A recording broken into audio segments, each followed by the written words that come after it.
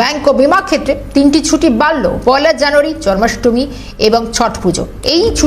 এই দিনগুলো বিশেষ করে আর্থিক ক্ষেত্রে ছুটি ছিল না। এনআই অ্যাক্টের আওতায় ছুটি ঘোষণা এবার নবান্নের নতুন বছর থেকে নতুন ব্যবস্থা চালু হচ্ছে বলে জানা যাচ্ছে। বিশেষ করে আরও 3টি ছুটি বাড়তি সংযোজন, 1 জানুয়ারি, জন্মাষ্টমীর সঙ্গে আরও একটি ছুটি।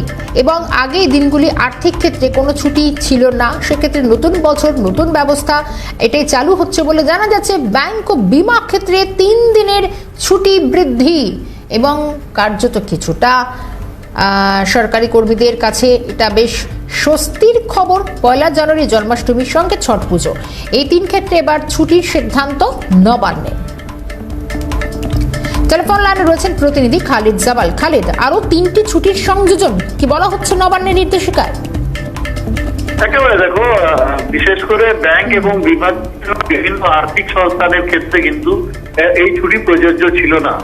দীর্ঘদিন ধরে যারা ব্যাংক কর্মচারীর সংগঠনগুলি রয়েছে তারা কিন্তু মুখ্যমন্ত্রীর কাছে এই দাবি জানিয়েছিলেন।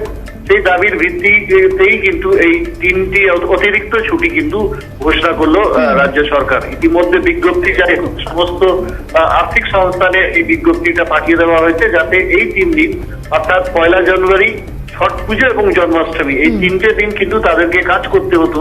এবং শুধুমাত্র নেগোসিয়েশন ইনস্ট্রুমেন্ট যে এনআই অ্যাক্ট, সেই অ্যাক্টের অনুযায়ী কিন্তু তারা 21 দিনের ছুটি মাত্র পেতেন। কিন্তু এবার থেকে আরো 3টে ছুটি বাড়লো, অর্থাৎ এই 24 দিনের ছুটি তারাও পাবেন, যেটা সাধারণত যারা রাজ্য সরকারি কর্মচারীরা পেতেন। কিন্তু ব্যাংক কর্মচারী এবং বিমা কর্মচারীদের ক্ষেত্রে এটা প্রযোজ্য ছিল না।